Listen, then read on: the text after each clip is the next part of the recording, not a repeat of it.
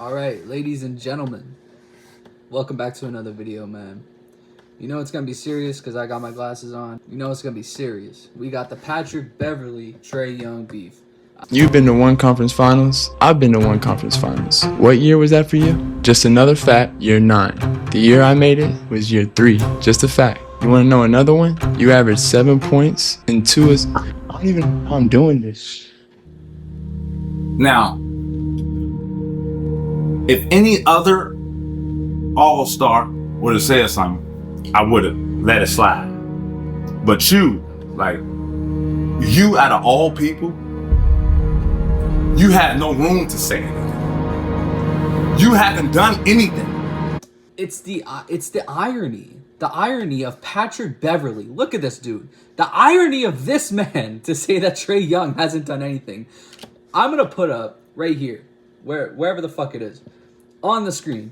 I'm gonna put up every single Patrick Beverley accolade, everything he's done in his entire NBA career, just NBA. For this man to say that Trae Young has done nothing his entire career is blasphemous. So, when it comes to criticism, why the fuck you can't be criticized? Like, what have you done where you can't be criticized? Like, we criticized Russell Westbrook, a 2-time MVP. Motherfuckers call him Westbrook. We criticized. But that's a valid thing to say, though. No room to say anything. You haven't done anything. So, when it comes to criticism, why the fuck you can't be criticized? Like, what have you done where you can't be criticized? Like, we criticize LeBron James, right? We criticize all these people. What? Who the fuck said you can't be criticized? Like, you haven't done anything. So until you've done something, yes, you have to be criticized. Again, throw up Patrick Beverley's accolade. And you should appreciate it because the criticism isn't coming from a player who hasn't played. It's coming from somebody who's shared the floor with you. Left a mark in the NBA. What mark have you left on the NBA except for make it worse? Nobody wanted to see you play. Nobody. I have never met another human being, or any human being for a matter of fact, that said, yeah, Patrick Beverley was my favorite player. I looked up to Patrick Beverley. I have never, not one person, ever. Right? So, miss me with all that. Like, I'm with you. You the fastest person to 12,000 points, and you the fastest person to 4,000 assists, and you get scored on the most in the NBA. Empty stats, we call them. That's the truth.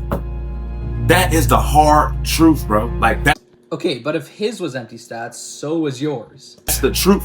And use it as motivation. And it's gonna be motivation because you got on your platform, you said your thing, you popped your shit. I'm glad that you did. I'm glad that you did, bro. Like, I appreciate that. It makes me sense. You got a sense of fire in you, but the truth is the truth, bro. You don't win. And until you... Can we please throw up what Patrick Beverley has won? Just somewhere over there. Start winning is when your word can become bigger. If this was anybody else, I'd take it. You know what? KD, you got it. I can't say nothing to you. What I'm gonna say to KD, Brian, you got it. But you, on the other hand, nah, you ain't got it. Humble yourself. You have no say against Trae Young. You can have say against Asar Thompson. You can have say against, I don't even know, some other rookie or some other first to second year player. You can have a say to them, but you can't have a say to Trae Young because he has you beat in everything other than all defensive team. Embrace the constructive criticism, get better at that, and move the fuck on. We don't have to keep going back like this a motherfucking YouTube debate. Like, it ain't that deep. You talk about uncomfortable. You talk about me coming to the league at 24. Do you know where I was at before you get the name and shit, right? We talk about being uncomfortable. You think you can make it out of second division Ukraine, right? You think you can go to Greece? Make a team, right? Make a team and get out of Greece and get drafted. Now he wants to move the goalpost of, what did I do before that, though? Trae Young is talking about the NBA. You were talking about the NBA. You said nothing about before the NBA, but now you want to move the goalpost. Nobody was talking about that. Think you can go play in Russia for 3 years? And by the way, yes, Trae Young can do all this, but he didn't have to because he was that good. Make it out, still go to the NBA. You talking about uncomfortable? I'm the motherfucker that know I'm comfortable more than anybody, right? But with all that, we go talk facts, right? Like, cause I like to go facts. And anything I say, right, is don't take it how I'm saying it. Just take it, is it true, yes or no? Simple as that, right? Facts. This is a fact. Everyone that comes sees Trae Young, they get thrown out the building by their collar. You hear me? Players come, they see you, they get traded. Coaches come, they coach you, they get traded. GMs come, they govern the team, and then they get fired. Everyone that sees Trae Young gets fired. That's the truth. That is the truth, right? No one has coach killer. Like, no one has. People are scared to play in Atlanta. Can we fact check this? You want fact check it? Put it up. Put up how many coaches has Trae Young had? Put up how many GMs has Trae Young had? This is the truth. I don't know if you know or not. Feel me? I really don't know if you know or not, right? Players don't want to come play in Atlanta. Coaches don't want to come coach in Atlanta. Lloyd Pierce, great young coach. Nick McMillan, phenomenal coach. Cooked when they came and saw you. Cooked. We talking about coaches who had bright futures, right? People come see you after they leave you, they're cooked. That's the truth. When I was overseas, you can ask anybody, the man. When I was in college, the man. In high school, the man. Can you be the man and come to the NBA and be a whole nother different role? Can you be an offensive threat your whole career, come to the NBA, all of a sudden you're the best defensive player? These are your words, not mine. These are you saying words about me. I'm a great defensive player. Can you switch your roles and become a great defensive player? No, the reason why you became that good, I'm not going to say great because you weren't great. The reason why you became a good defensive player is because you couldn't fucking score in the NBA. You couldn't score. You didn't have that bag. You couldn't score. So you had to move on to playing defense because that's what you had to do. You didn't want to go do that. Maybe you did a little bit, but you couldn't score. You couldn't score. So you had to play defense because if you didn't become that, you would have got kicked out of the NBA. You would have went back to fucking Taiwan or wherever the fuck you were at. You mentioned all the guys I played with, right? All the guys I played with. LeBrons, the James Hardens, the Kawhis, the Giannis's, the Dames, right? You name all these guys, right? But like, if I'm working out in Houston, James Harden is in Houston working out, not James Harden is working out at another place. Every time we see you, you're working out at another place. We never see you in the Hawks arena working out. What the fuck does that have to do with anything? What teammate? What leader? Like, I come to the Lakers facility, LeBron is there 5 o'clock in the morning. I come to Milwaukee Bucks facility to get my work in. Greek is there already. James Harden has been there, practices, and he gonna come back that night. Again, this has nothing to do with what Trae Young said. Absolutely nothing. You played with Hall of Fame level talent. You played with All-Star level talent, most of them in their primes, and you've done nothing. You're the only person we see on the internet never at your practice facility. Again, what does that have to do with anything? Who gives a shit? Who cares? It's wild. It's wild. Like we go be real, let's be real. That's real. You're not a great leader. Can you be a great leader? Yes. Yes, you can. Right? Right? Will it take this? Probably so. Regardless how it goes, it's going to be good that comes out of this, regardless. Right? I hope this is motivating. Right? I hope that you get to the end of the year and you fighting for a motherfucking a playoff spot. I hope that this is so fucking motivating that this take. Well, finally, after like 7 years, he has at least Kristaps Porzingis. About fucking time he gets some help. Used to the Eastern Conference. I hope. Trust me. I like to see you at half court shipping them little ass shoulders. Right? But don't get it twisted, Trey. Like, don't get it twisted. When you talk about facts and basketball, these are facts. You don't win. People get fired. You don't win. You don't win. Trae Young's done more winning than you have. You don't win. What have you won? What have you accomplished? With the amount of help that you've had, what have you accomplished? What have you done? Nothing. You can't say another player has done nothing when you have done nothing, and he's done, in fact, more than you. He's dead-ass serious, too. Look at his eyes. Simple as that.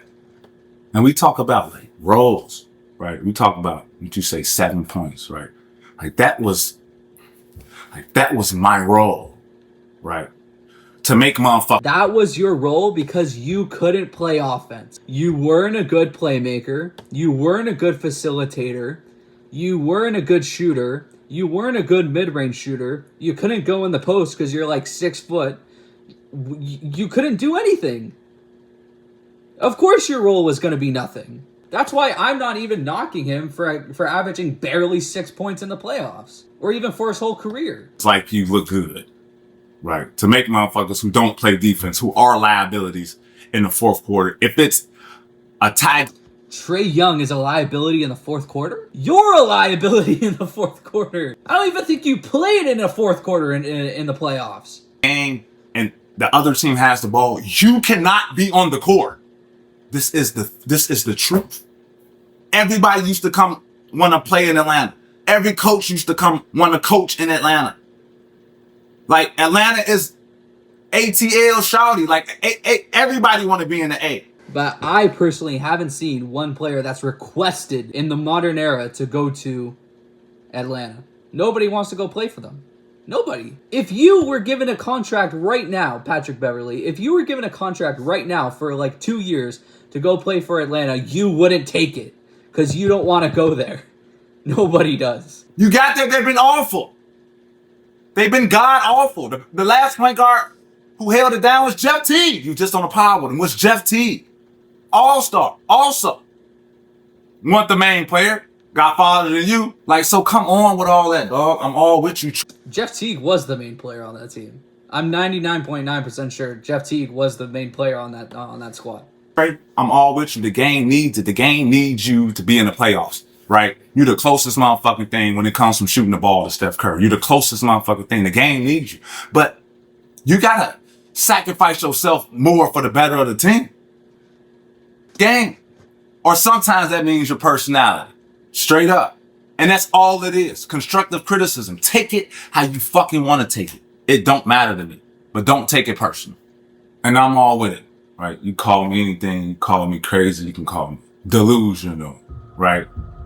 But where I'm from, you have... I don't give a shit where you're from. I don't care. The reality is you're fucking delusional. That's the reality. The reality is you are fucking delusional. You have to be delusional to even make it out. Right? I know you talking about me standing on the table, me. But you're not making it out of anything. I agree. You have to be a little delusional to make it anywhere in life. That's true. But you've already played in the NBA. You've already done all that. You don't need to be delusional about anything to make it to anything. You've already done it. So now you're just being delusional for the sake of being fucking delusional.